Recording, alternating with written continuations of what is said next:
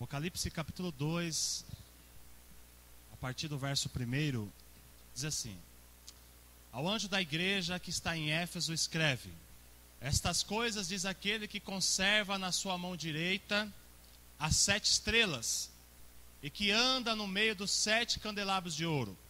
Conheço as suas obras, tanto o teu labor como a tua perseverança, e que não pode suportar homens maus, e que puseste à prova os que a si mesmos se declararam apóstolos, e não são, e os achaste mentirosos, e tens perseverança, e suportaste por causa do meu nome, e não te deixaste esmorecer. Tenho, porém, contra ti uma coisa: abandonaste o primeiro amor. Lembra-te, pois, de onde caíste. Arrepende-te e volta a praticar as primeiras obras. Se não, venho contra ti e moverei o teu candeeiro, caso não te arrependas. Tens, contudo, a teu favor que odeia as obras dos nicolaítas, assim como também odeio. Quem tem ouvidos, ouça o que o Espírito diz às igrejas. Ao vencedor, dá-lhe que se alimente da árvore da vida que está diante do paraíso de Deus.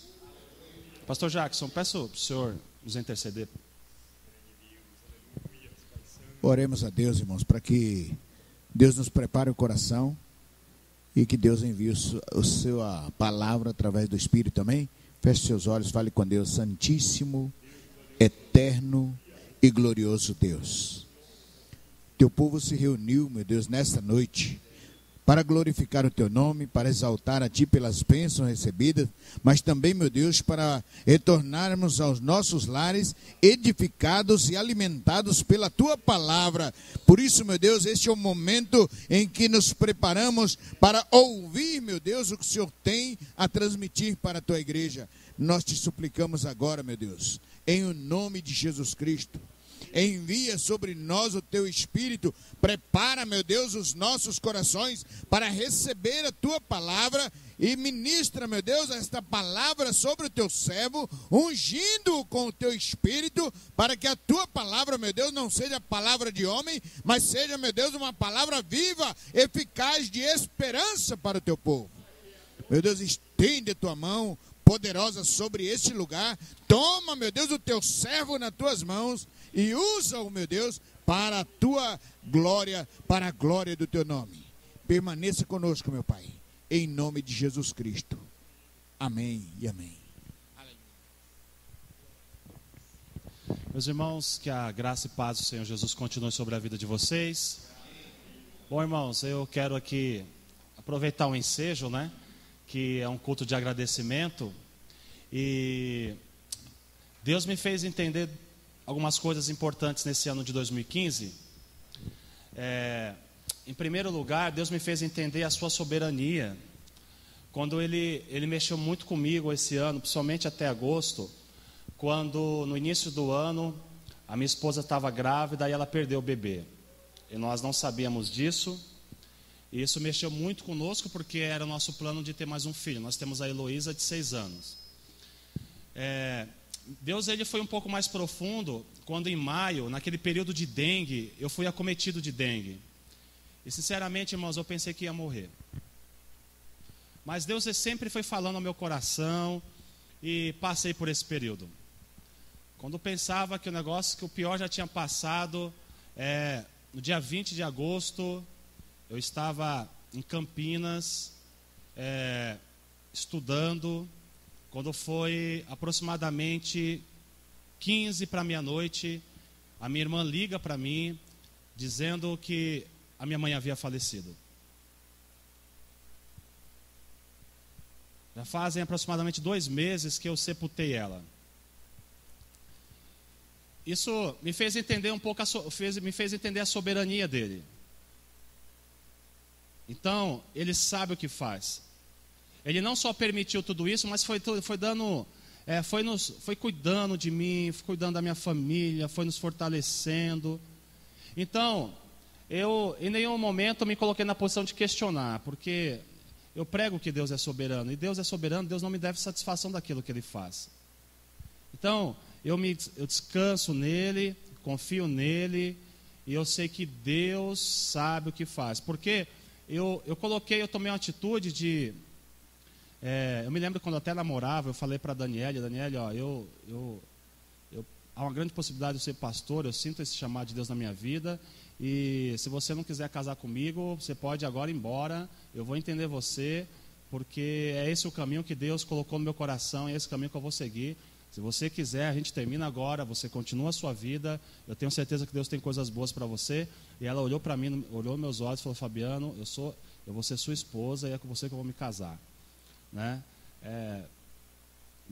Nós nos casamos, e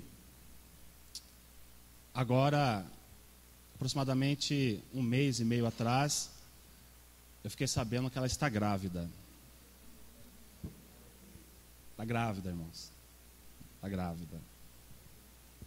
E eu fico emocionado porque não só as dificuldades que a gente teve até agosto, né? Muito difícil mesmo, irmãos. Mas Deus nos agraciou agora com um bebezinho que está no ventre da Daniele, com 10 semanas, e a gente está toda aquela... Lá em casa está um dengo danado, né? Até eu estou meio dengoso, de vez em quando tem uns ataques de dengo também lá em casa. Mas está um clima muito gostoso, irmãos. A bênção de Deus na nossa casa, bênção de Deus na nossa família. A gente, sabe, ela nem veio hoje porque ela estava um pouco disposta, né? Aquela coisa. Vocês sabem, vocês mulheres que já engravidam, são mães, vocês sabem, né? Enjoo, a barriga começa a crescer, começa a dar dor nas costas. E a gente que é homem tem que ir compartilhando, né? Daqui a pouco eu vou colocar um travesseiro na barriga. Na realidade... Quando ela engravidou da Heloísa, eu tirei uma foto, né? Eu coloquei um travesseiro na barriga, tirei uma foto, e aí eu revelei essa foto, e a Heloísa acabou vendo essa foto. Aí essa semana ela me cobrou: pai, você vai tirar uma foto de novo, né, agora, né? Que a mãe está grávida de novo, né? Colocar o travesseiro na barriga, né? Então, são coisas assim, irmãos, que eu quero agradecer a Deus, porque apesar de tudo que ocorreu até agosto, Deus me fez entender que Ele é soberano, que Ele sabe o que faz. Por mais difícil que seja, mas quando Deus age, irmãos, e perder uma mãe, quem perdeu mãe aqui sabe como que é o negócio. Quando você perde mãe, de vez em quando eu tenho assim umas lembranças assim que não é forte, não é fácil. Mas Deus vem, nos acalma, aquele dia vai voltar, Jesus Cristo vai voltar, os anjos virão, e Deus vai levantar os justos, e nós iremos para o céu lá. Irmãos, então a gente está com essa alegria, expectativa muito grande no Senhor, e eu confio muito nele, apesar da minha fé pequena, mas eu tenho uma fé suficiente que entender que Ele é soberano e Ele sabe o que faz. Então esse é meu agradecimento, que Ele é soberano e que eu vou ser pai mais uma vez. E se for homem, vai ser Davi. Já bati o martelo lá em casa. Davi Ribeiro Santana. Forte, né? Lá vem o Davi. Olha lá, o Davi está chegando aí. Agora, e se for mulher? Eu deixo com a Daniele, com a Heloísa lá. Elas dão o nome lá. Tá bom, meus irmãos? Queridos irmãos, eu quero compartilhar uma palavra com vocês. Que Deus já tem um pouco mais de 1 ano e meio que eu tenho pregado essa mensagem em alguns lugares aqui de São Paulo e até mesmo no Brasil. Era um período de muito difícil na história da igreja quando o livro do Apocalipse foi escrito. Nero, aos 17 anos, no ano 54, assume o Império Romano. E Nero, ele tinha péssimas intenções. Nero, ele era um devasso. Quando 10 anos depois, com 27 anos, ele querendo reformar Roma e não havendo apoio de Roma, do Senado romano, Nero então ele resolve tacar fogo nos bairros de Roma. Ele fica de longe, ele se veste como ator, tocando a sua lira, e ele vê a cidade dos Césares sendo lambidas pelo fogo. Dos 14 bairros de Roma, apenas 4 não foram ateados fogo.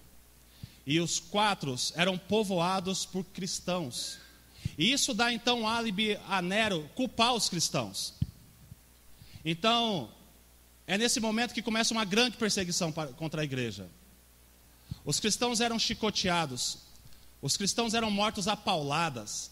Os cristãos eram mortos pelos leões. Os historiadores chegam até a afirmar que naquela época chegou até a faltar madeira para fazer cruz para matar os cristãos. Eram dias difíceis. O sangue dos cristãos era derramado. Quando foi no ano 67 da era atual, os historiadores dizem que o apóstolo Paulo é morto.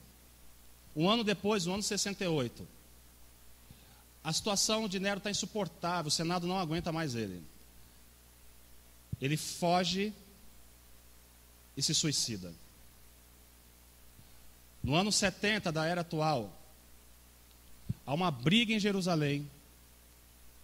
O imperador manda Tito para Jerusalém resolver o problema, mas o problema estava insuportável. Ele destrói os muros de Jerusalém e causa uma das maiores dispersões que já houve na história cristã. Nesse mesmo ano, no ano 70, o Coliseu Romano é inaugurado e uma festa de 100 dias, mais de 10 mil cristãos são mortos. No ano 81, Domiciano assume o Império Romano. Domiciano é o primeiro imperador a se denominar Senhor e Deus. Ele não só roga para si o título de imperador, mas ele roga para si também o título de Senhor, Deus, divino, ser divino. Ele queria ser aclamado, ele queria ser adorado. E foi então que, até então, todos os apóstolos haviam sido mortos, exceto João. Então ele tem a ideia de mandar prender João numa ilha vulcânica, ilha vulcânica chamada Ilha de Patmos. Ele então manda prender João. João é preso. Mas, mesmo preso, mesmo naquela situação isolada do mundo, Jesus Cristo resolve se manifestar para João naquele lugar. É interessante que quando a gente lê o livro de Apocalipse, no capítulo 1, Jesus ele se apresenta a João, não mais como aquele Jesus que veio como um servo sofredor. Não é aquele Jesus que deixou a coroa no céu, veio para a terra, colocou um avental e foi servir. É aquele Jesus que veio agora, aquele que venceu a morte, aquele que é o Rei dos Reis e Senhor dos Senhores. Jesus, ele se apresenta a João, não com os olhos abatidos por causa do sofrimento. Jesus se apresenta a João agora com os olhos como chama de fogo. Os cabelos de Jesus Cristo não é mais aqueles cabelos manchados de sangue e de até mesmo de suor. Os cabelos de Jesus são como a branca lã. E Jesus se apresenta para João e diz para João: João, sobe aqui, João. E Jesus fala para João que ele quer falar com a sua igreja. Escreve. E a primeira igreja que Jesus Cristo vai falar diretamente é para a igreja de Éfeso. E isso já nos ensina uma grande e importante lição. Mesmo no cenário de crise, mesmo no cenário de dificuldade, mesmo que a igreja esteja sofrendo dificuldades, Jesus Cristo jamais deixará de falar com a sua igreja. Jesus Cristo jamais abandonará a sua igreja. A igreja é dele, ela está na mão dele, ele cuida dela, ele sustenta ela. Ela é do Senhor Jesus Cristo. E ele começa dizendo que ao anjo da igreja, ele vai falar com o pastor da igreja. Há uma concordância dos grandes teólogos de que o anjo aqui é o pastor da igreja, o líder da igreja. Jesus vai falar com o pastor. Deus coloca os pastores, Deus fala com ele, porque ele é responsável pela igreja. Ao anjo da igreja que está em Éfeso: Éfeso, era uma igreja que era forte doutrinariamente. Apolo pregou lá, João pregou lá, grandes pregadores pregaram, subiram no púlpito da igreja de Éfeso. Era uma igreja boa de Bíblia, era uma igreja que sabia defender a palavra de Deus, era uma igreja que pregava a palavra com ousadia. Mas mesmo assim, diante desse cenário, Jesus vai falar com ela. E ele começa dizendo: ao anjo da igreja que está em Éfeso escreve: isto diz aquele que tem na sua mão direita as 7 estrelas. As 7 estrelas são os pastores. Mão direita significa poder. Mas só que quando ele fala que as estrelas estão na sua mão direita, ele não está dizendo como eu estivesse pegando esse copo e eu não consigo fechar a minha mão. Eu não consigo fechar com esse copo. Não consigo cobrir o copo todo com a minha mão. O que Jesus está dizendo que ele conserva na sua mão direita é ao mesmo tempo que ele pega os pastores e fecha a sua mão e cobre eles. O que significa dizer que Deus tem os pastores nas suas mãos, que Deus faz com os pastores o que Ele quiser. Ele levanta, Ele abate, Ele exalta, Ele coloca. Deus tem a nossa vida, pastor Jackson, os cuidados da mão dele. Nós temos esse cuidado. Deus cuida de nós. E é interessante que Ele conserva, porque Ele sabe que o ministério pastoral tem a sua labuta sofredora. Mas Ele está lá sustentando, cuidando e conservando dos pastores. E que Ele conserva. Mas a Bíblia identifica os pastores aqui também como as estrelas. Mas não é a estrela do conceito hoje de fama, de poder, de sucesso. Mas é a estrela que deve brilhar. E a gente brilha por causa do Evangelho. O Evangelho é luz. O Evangelho é lâmpada para os nossos pés. Então, nós devemos brilhar por causa da luz do Evangelho, por causa da luz do Evangelho que está em nós. Ele começa dizendo, e Jesus continua dizendo aqui, que ele anda no meio dos candeiros. Os candeiros são a igreja. Meus irmãos, eu estou muito seguro em dizer para vocês hoje, que nós só estamos aqui por causa de Jesus. Não existe outra motivação de nós estarmos aqui nessa tarde, a não ser Jesus Cristo. Jesus anda no meio da igreja. Ele anda no meio da igreja para investigar a igreja, para sondar a igreja. Ele sabe o que se passa no meio da igreja. E ele começa dizendo: conheça as suas obras. Conheça as suas obras. Ele conhece você.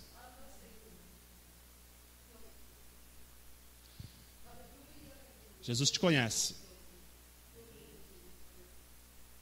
Ele conhece você. Jesus, ele não tem opinião formada sobre mim e você. Não é que alguém foi falar de mim, de você para ele. Ele tem um diagnóstico profundo de quem nós somos verdadeiramente. Ele sabe o que nós estamos fazendo. Ele conhece o que você faz. Ele sabe o que você faz quando você acessa as redes sociais, ou quando você liga o seu computador, não está só você, ele sabe o que você está vendo. Aquilo que seu marido não viu, ele viu. Aquilo que a sua esposa não viu, ele viu. Aquilo que você tocou, ele viu. Aonde você colocou a planta dos seus pés, ele sabe o que você fez. Ele te conhece. Ele sabe, ele tem os olhos como chama de fogo. Ele olha todas as coisas, nada passa desapercebido. Aquilo que o teu familiar não sabe, aquilo que o teu pastor não sabe, ele sabe. Ele sabe de todas as coisas. Ele tem o controle da história nas suas mãos. Ele olha e sabe de todas as coisas. Nada passa desapercebido aos olhos de Deus. Ele te conhece. Ele nos conhece. Ele sabe quem é a gente. Ele conhece a tua tribulação. Ele conhece as tuas lutas, os seus problemas. Sabe também o quantas vezes é difícil você estar na presença dele, estar vindo aqui até mesmo para cultuar. Ele sabe. E o fato dele saber acalma o nosso coração. Ele começa um pouco mais na frente no texto dizendo: tenho, porém, contra ti uma coisa: abandonaste o primeiro amor. E quando a gente olha para esse texto, a gente começa a achar algumas coisas sérias. A igreja abandonou o primeiro amor. A igreja não amava mais. A dura coisa é você viver com alguém que não te ama. Você conviver com alguém que não te ama. Quando a pessoa até mesmo se aproxima de você com segundas intenções, com interesses errados, com motivações erradas. E na igreja de Éfeso estava acontecendo algumas coisas que Deus não estava se agradando. Eles estavam cantando, mas não estavam cantando com amor. Eles estavam pregando, mas não estavam pregando por amor. Estavam trabalhando, mas não trabalhavam por amor. O amor esfriou, a igreja não amava mais. Havia muitas coisas erradas na igreja de Éfeso. Faziam, mas faziam com motivações erradas. E Jesus vem nos ensinar aqui hoje, nessa tarde, que nós devemos ter a motivação de fazer tudo para Deus com amor. Se você canta, cante por amor. Se você prega por amor. Se você toca, toca por amor. Se você limpa a igreja, você limpe por amor. Saia para pregar o evangelho, mas saia por amor. Tudo aquilo que Deus colocou nas suas mãos, faça com amor. Faça com amor. Mas a igreja de Éfeso abandonou, largou. A igreja de Éfeso era boa de doutrina, mas não amava mais a Deus. Não adianta ter doutrina, irmãos, se não há amor. A igreja precisa ter um equilíbrio entre doutrina e amor. Ela precisa ter doutrina, mas ela precisa amar também. As motivações dos nossos corações, a gente precisa rever as nossas motivações. O que você faz para Deus, o que te motiva. A gente precisa avaliar os nossos sentimentos com relação a Deus. Aquilo que nós fazemos para Deus, se nós realmente o amamos. Não adianta, meus irmãos. Por mais que a gente faça alguma coisa, se a gente fizer com motivações erradas, estamos pecando, não teremos sucesso. Hoje, muitos afinco trabalham em busca do sucesso, da fama, do poder. Motivações erradas. É por isso que Jesus Cristo continua dizendo um versículo: lembra-te de onde caíste. Lembra-te. O que Jesus está pedindo para a igreja aqui é para ela parar. Pare um pouco. Faça uma reflexão profunda da sua espiritualidade. De quem realmente você é. O que te causou essa frieza espiritual. Vivemos hoje num mundo, numa geração onde as pessoas raramente oram com suas famílias em casa. Raramente as pessoas buscam a Deus.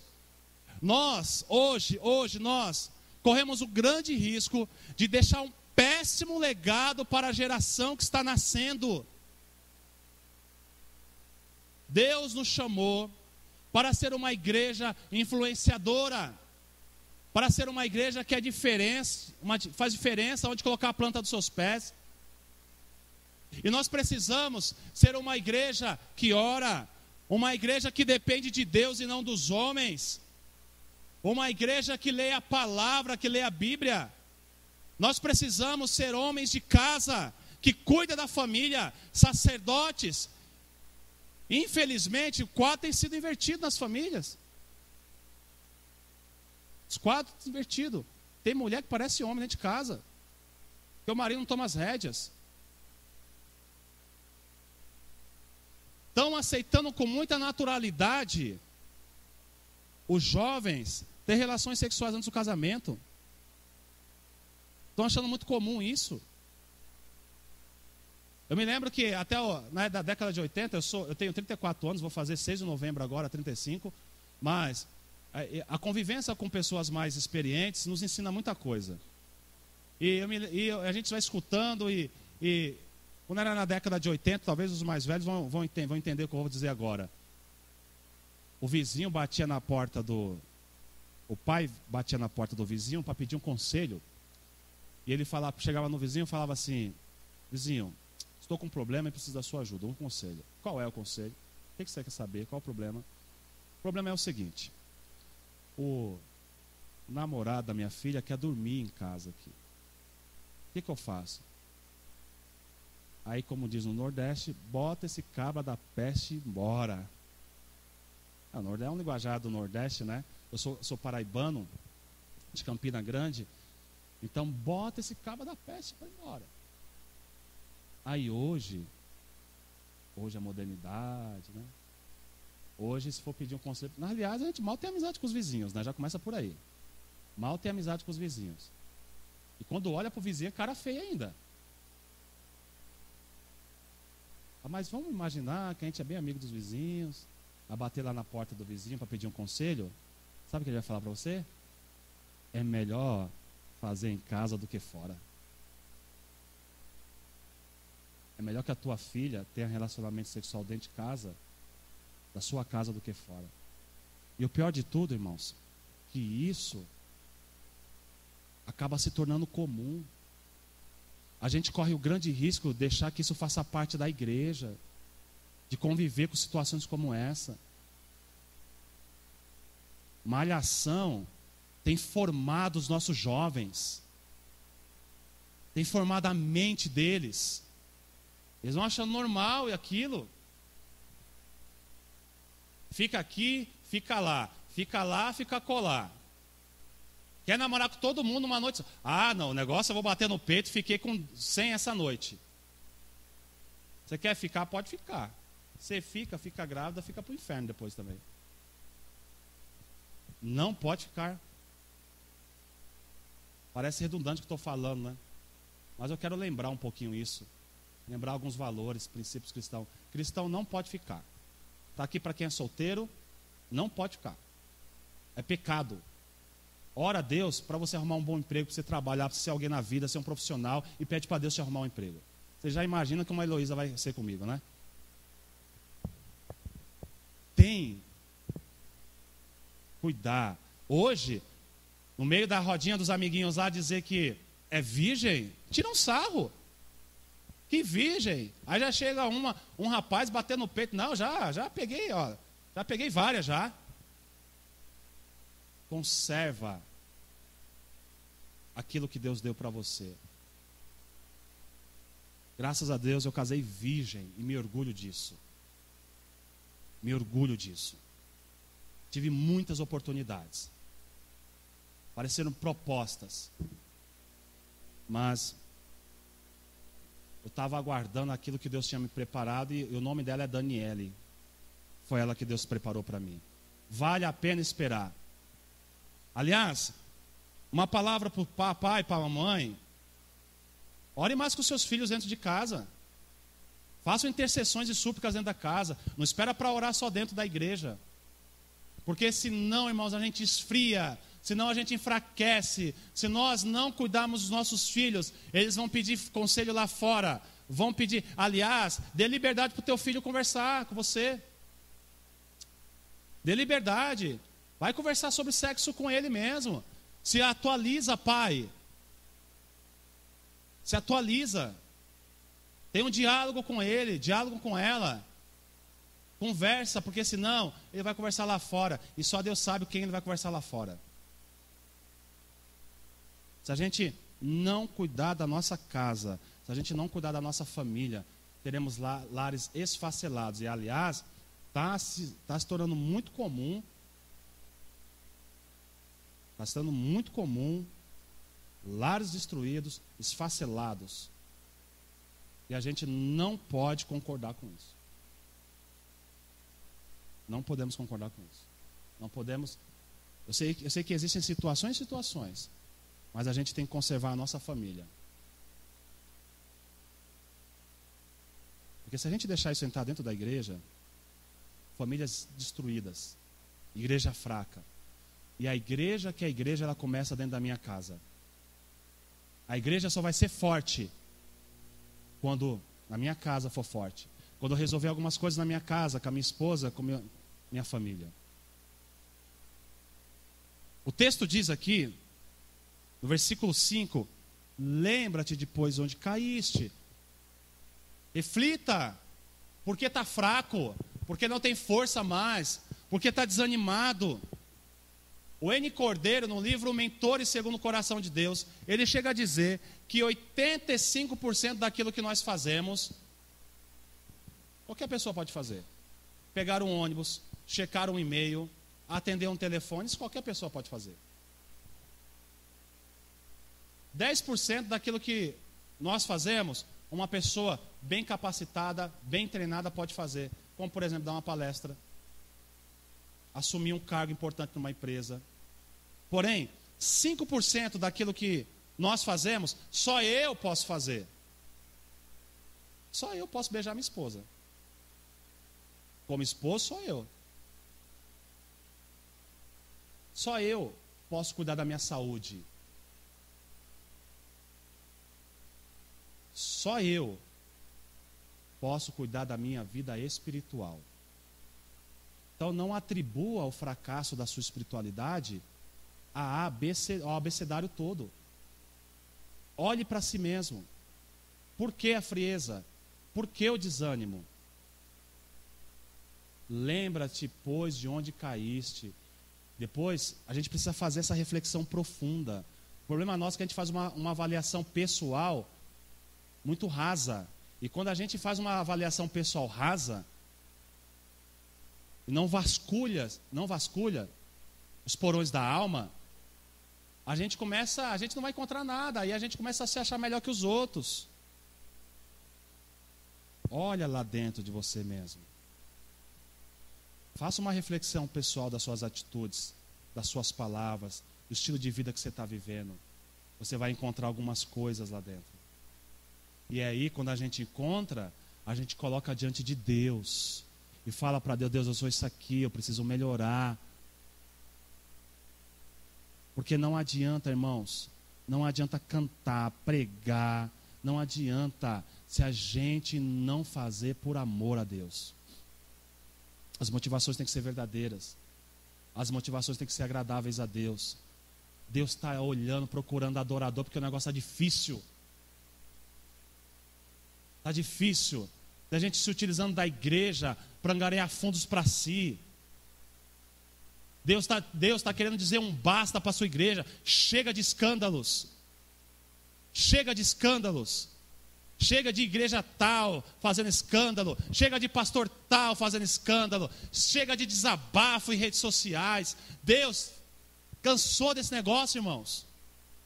Nós precisamos refletir que, como igreja, o que nós fizermos seja para engrandecer o nome dele e seja para que alguém não cristão veja aquilo e seja abençoado. Nós precisamos ser bons exemplos, nós precisamos deixar um bom legado para essa geração que está nascendo, precisamos ser uma boa influência, meus irmãos. É isso que Deus quer da sua igreja, uma igreja que adora a Deus, mas ela adora a Deus fazendo com que o céu e a terra festejem com alma se rendendo aos pés de Cristo. A gente não pode desviar o foco. Nós não devemos ser uma igreja só de eventos, onde nós reunimos o povo, só apenas cristão. Não tem uma alma ali, não tem uma alma não cristã. A gente faz shows, eventos, e falta pessoas para se converter aos pés de Cristo. Irmãos, as nossas motivações têm que ser adorar a Deus e sempre olhar se tem um visitante, uma nova alma na igreja.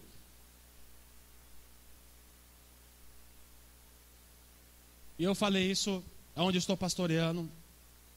Eu falei: a gente vai rever tudo que a gente está fazendo aqui.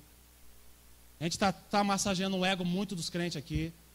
E a missão da igreja, e quando você passa uma experiência de perder uma mãe com câncer, morre logo, você quer falar de Jesus logo. Semana passada eu fui fazer uma visita, o rapaz não quis me receber. Está com câncer, está morrendo, ele não quis me receber. O Nelson, o rapaz, me chamou: pastor, vamos lá, vamos. Não quer. Pelo contrário, fugiu. Eu falei: então, Nelson, é o seguinte, a responsabilidade é tua agora de falar de Jesus para ele. Você vai falar de Jesus, você não vai pregar um sermão para ele. Você fala para ele que Jesus pode mudar a vida dele, a história dele, isso. Lança semente no coração. E a gente precisa comunicar o evangelho. Precisa falar de Jesus para as pessoas. Mas a gente acaba perdendo tempo demais massageando o nosso próprio ego. Aí a gente começa a fazer as coisas com motivações erradas. Aí a gente tem que ouvir de Jesus falando assim, ó, lembra-te de onde caíste, arrepende-te. Ele está nos dando a oportunidade de nos arrepender, de fazer uma reflexão pessoal das nossas motivações. Ele pede, se arrepende e volta a praticar as primeiras obras. Volta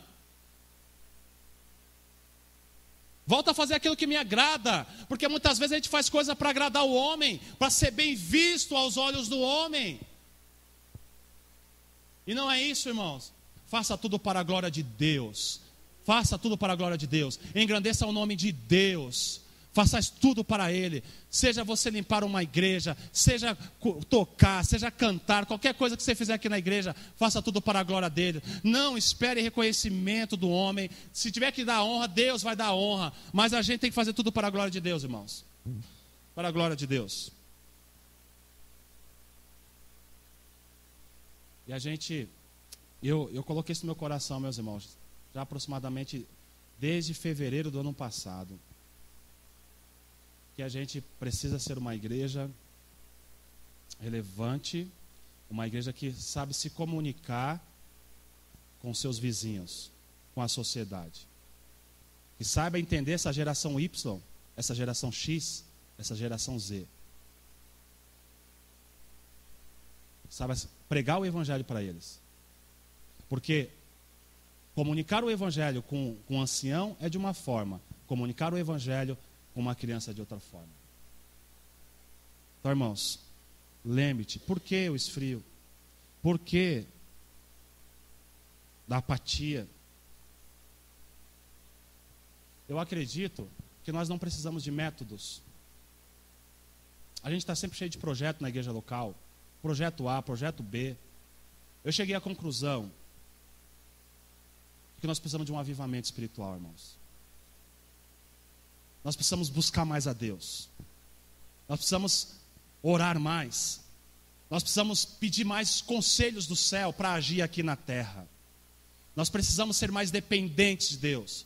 Precisamos abrir mão dos nossos sonhos, porque muitas vezes nós sonhamos coisas para a igreja que não é sonho de Deus. Às vezes imaginamos a igreja de uma forma e não é a forma que Deus se agrada. Nós precisamos abrir mão dos nossos sonhos pessoais, para que os sonhos que Deus tem para a nossa vida se cumpram. Eu quero convidar você hoje a fazer uma reflexão profunda da sua espiritualidade, a fazer uma avaliação profunda de quem realmente você é, das suas motivações, do que você projeta para o futuro. Abra a mão dos seus sonhos pessoais, abra a mão daquilo que você sonha para a igreja, para que os sonhos de Deus para a sua vida pessoal se cumpram, para que os sonhos de Deus para a igreja se cumpram. Deus tem o melhor para a sua vida, Deus tem o melhor para a sua igreja. A igreja não é minha, a igreja não é do homem. Eu não consigo comprar a igreja, por mais que eu mate a mim mesmo, e isso se torna um suicídio, por mais que eu morra pela igreja. Mas a igreja já é de Cristo, ela foi comprada pelo sangue de Jesus naquela cruz. Ele é o Senhor absoluto da igreja, e somente Ele pode dar vida para a igreja. Nós precisamos orar, irmãos, nós precisamos clamar a Deus, nós precisamos pedir a direção dos céus. Nós não podemos agir no impulso. Nós precisamos pedir conselhos dos céus. Quando a gente age pedindo conselhos dos céus, a gente coloca o pé na terra, pisa tranquilo, em paz, mesmo que seja na sequidão, onde você colocar a planta do pé, vai começar a brotar. Se você fizer do jeito de Deus, no deserto parece água. Agora, se você fizer do teu jeito, vai no mar, que ele se seca. Faça do jeito de Deus. Reflita. Pense sobre suas motivações. De quem você é. O que você projeta para a sua vida. Daquilo que você sonha para a igreja. Abra mão de tudo. E deixa que os sonhos de Deus se cumpram na sua vida. Porém, se não te arrependeres, virei contra ti e moverei o candeeiro do lugar. Jesus está dizendo para nós aqui, irmãos. O candeeiro, ele serve para segurar a vela. E a Bíblia fala que Jesus, ele é a luz do mundo. A igreja só é igreja quando Jesus está nela. Se Jesus não estiver na igreja, ela pode ser chamada de um monte de coisa por aí. Talvez até chamam ela de igreja. Mas se Jesus não estiver nela, ela não é igreja. A igreja só é igreja quando Jesus está nela. E nós precisamos mostrar isso para o mundo, irmãos. Nós precisamos mostrar isso para as pessoas. Nós precisamos mostrar isso para os nossos vizinhos. Precisamos mostrar isso para as pessoas ao nosso redor. Que Jesus quer usar aqui você, nós somos pessoas compradas, lavadas, remidas pelo sangue de Jesus, conhecemos o Santo Evangelho e nós precisamos ser uma boa influência. Se coloque na dispensação de Deus para ser bênção na vida das pessoas que estão ao seu redor e deixa que Deus cuide da sua vida. Não ande ansioso pelo comer, beber, vestir. Deus cuida de você, Deus cuida da sua vida, Deus cuida da sua saúde, Deus cuida da sua família, Deus cuida de cada um de nós. É só a gente dizer para o Senhor: eis-me aqui, Deus, usa a minha vida e faça conforme a tua vontade. A gente descansa em Deus. Quero finalizar aqui com a seguinte palavra de Jesus: quem tem ouvidos, ouça o que o Espírito diz à igreja. Jesus está falando conosco. Jesus está falando com a sua igreja. Nós possamos guardar a palavra de Deus no nosso coração, para a gente não pecar contra Ele, conservando ela. Porque os problemas que a gente passa aqui na terra, as lutas, jamais se compara com a alegria que há por vir. Vale a pena ser cristão. Mas eu quero conclamar vocês nessa noite. Há um clamor a Deus. Uma frase de Hernando Dias Lopes, ele diz que quando a igreja trabalha, ela trabalha. Mas quando a igreja ora, Deus trabalha. Nós precisamos orar mais. Precisamos orar pedindo para que as coisas aconteçam conforme a vontade dEle.